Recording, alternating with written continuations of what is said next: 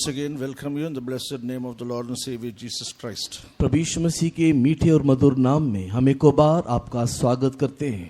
প্রভু যিশুর মিষ্ট মধুর নামে আরেকবার আমি আপনাদের সবাইকে স্বাগত জানাই। And I bring you greetings from the Shillong Center workers and believers. Shillong केंद्र के सारे सेवक और विश्वास की ओर से भी मैं आपके लिए अभिनंदन लेकर के आया हूँ। আর শিলং বিশ্বাস গৃহের সকল সেবক ও বিশ্বাসীদের থেকে আপনাদের জন্য সেই শুভেচ্ছা আমি নিয়ে এসেছি। For a meditation, let us turn to Exodus chapter 4 and read the 23rd verse. Exodus chapter 4 and verse 23. निर्गमन की किताब चौथे अध्याय उसके 23-24 वचन को हमारे ध्यान के निमित्त पढ़ेंगे। যাত্রা পুস্তক 4 অধ্যায় 23-24 পদ। Exodus 4:23. निर्गमन की किताब अध्याय 4 वचन 23। যাত্রা পুস্তক 4 অধ্যায় 23 পদ। And I say unto thee, let my son go, that he may serve me.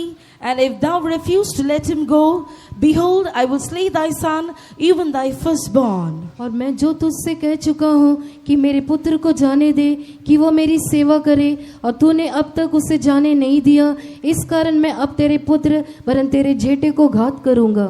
আর আমি তোমাকে বলিয়াছি, আমার সেবা করণার্থে আমার পুত্রকে ছাড়িয়া দাও, কিন্তু তুমি তাহাকে ছাড়িয়া দিতে অসম্মত হইলে দেখো আমি তোমার পুত্রকে তোমার প্রথম জাতকে বধ করিব।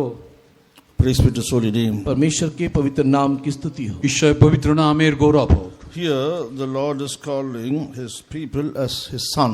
यहाँ परमेश्वर अपने लोगों को मेरा पुत्र करके बुलाता है। এখানে ঈশ্বর তার লোকেদেরকে তার পুত্র বলে তিনি ডাকছেন। And will a father demand a son to serve him? क्या पिता अपने पुत्र को सेवा करने को देगा? আর পিতা কি তার পুত্রকে সেবা করার জন্য দেবেন? Will he demand his son to serve him?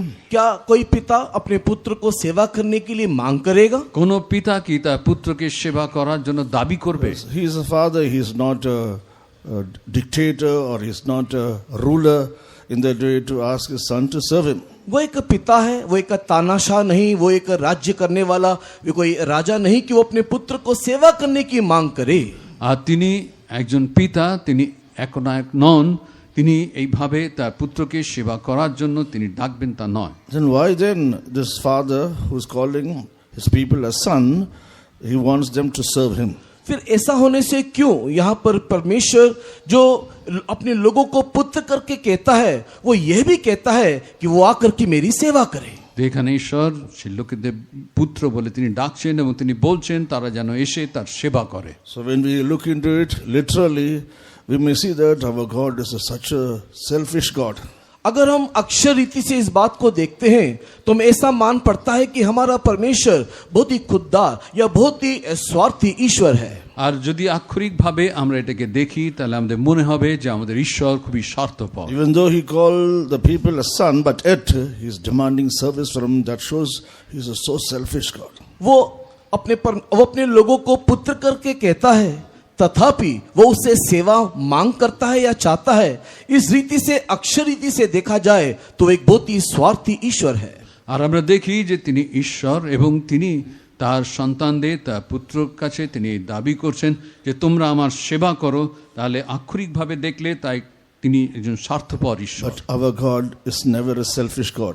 किंतु हमारा परमेश्वर कभी भी स्वार्थी ईश्वर नहीं है। কিন্তু আমাদের ঈশ্বর কখনোই স্বার্থপর ঈশ্বর নন। Then why is he telling, let my son go and serve? अगर ऐसा है तो क्यों वो इस प्रकार कहता है कि मेरे पुत्र जाकर के मेरी सेवा करें? তাহলে কেন তিনি বলছেন যে তার পুত্র গিয়ে তার সেবা করুক? He is a God who serves us.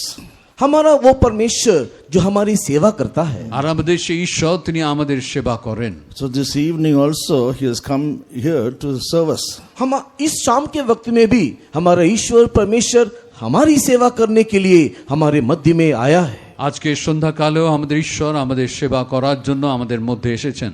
If you are bound with many fetters to deliver you, it is a service, he has come to do that.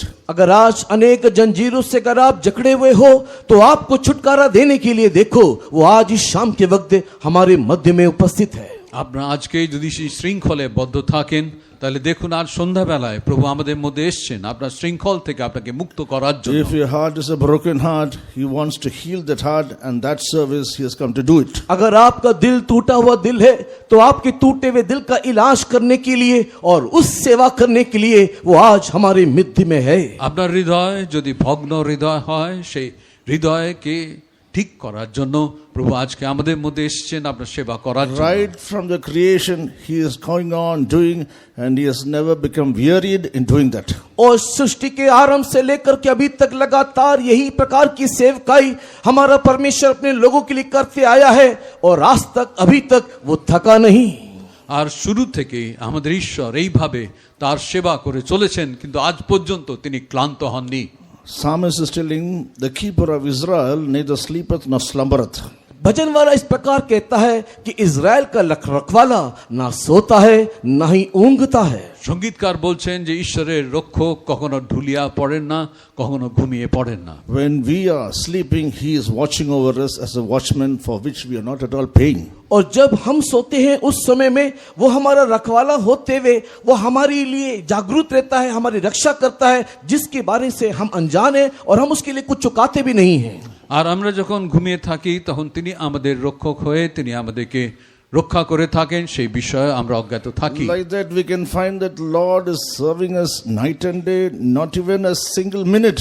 He is silent, but He is keeping on working for us, doing great things in our lives. और इस रीति से देखा जाने इस समय में रात और दिन एक पल भी विश्राम किए बगैर सर्वदा हमारा परमेश्वर हमारी सेवा करते ही रहता है। আর আমরা দেখি যে দিন রাত আমাদের ঈশ্বর তিনি জেগে থেকে এক মিনিটও তিনি বিশ্রাম না নিয়ে আমাদের সেবা করে চলেছেন। He is loving us and He is serving us. वो हमसे प्रेम करता है और वही हमारी सेवा भी करता है। তিনি আমাদের ভালোবাসেন আমাদের সেবা করেন। So, is it not our duty to love this God and serve Him? तो ऐसा होने से क्या हमारा कर्तव्य भी नहीं कि हम उस परमेश्वर की सेवा करें? এই রকম হলে আমাদের কি কর্তব্য নয় যে সেই ঈশ্বরের সেবা আমরাও করি? He makes us His son, and it makes us to serve Him. और वो हमें अपना पुत्र बनाता है और वो चाहता है कि हम उसकी सेवा भी करें। তিনি আমাদের তার পুত্র করেন এবং চান আমরা যেন তার সেবা করি। In Exodus chapter 3 verse 18, निर्गमन की किताब अध्याय 3 वचन 18, যাত্রা পুস্তক 3 অধ্যায় 18 পদ। And they shall hearken to thy voice, and thou shalt come, thou and the elders of Israel, unto the king of Egypt, and he shall say unto him, the Lord God of the Hebrews hath met with us, and now let us go, we beseech thee, 3 days' journey into the wilderness, that we may sacrifice to the Lord our God.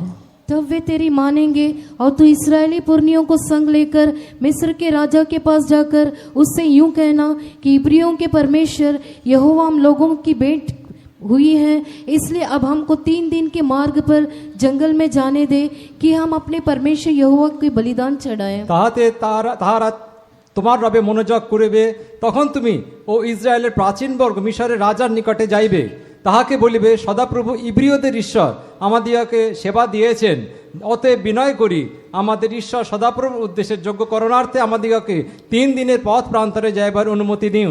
so to serve or to do a sacrifice for the Lord demands a 3 days journey.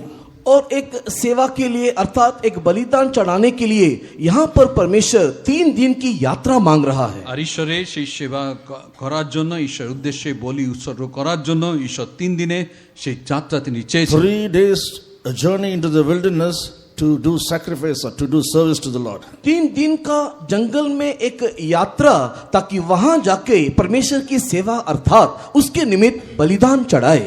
3 দিন প্রান্তরে যাত্রা করে তারা ঈশ্বরের সেবা করবে এবং ঈশ্বরের উদ্দেশ্যে বলি উৎসর্গ করবে। When God called Abraham and asked him to offer his son as a sacrifice, he also took a 3 days journey. On the 3rd day, he saw the place where he has to offer his son as a sacrifice. और जब परमेश्वर ने Abraham को दर्शन देकर के कहा कि तू अपने पुत्र को लेकर के बलि चढ़ा, उस समय में अब्राहम भी 3 दिन की यात्रा करता है और 3 दिन की यात्रा के पश्चात परमेश्वर ने एक पर्वत दिखाया और कहा कि इस पर्वत में चढ़ के तू अपने बेटे को बलि चढ़ा। আর আব্রাহামকে যখন ঈশ্বর দর্শন দিয়ে বললেন যে তুমি তোমার পুত্রকে বলিরূপে উৎসর্গ করো, তখন আব্রাহাম 3 দিনে সেই যাত্রাপথে তিনি গেলেন এবং তারপরে ঈশ্বর তাকে সেই স্থানকে দেখালেন যেখানে তাকে উৎসর্গ করতে হবে। Then he's telling unto his servants who he brought with him, you stay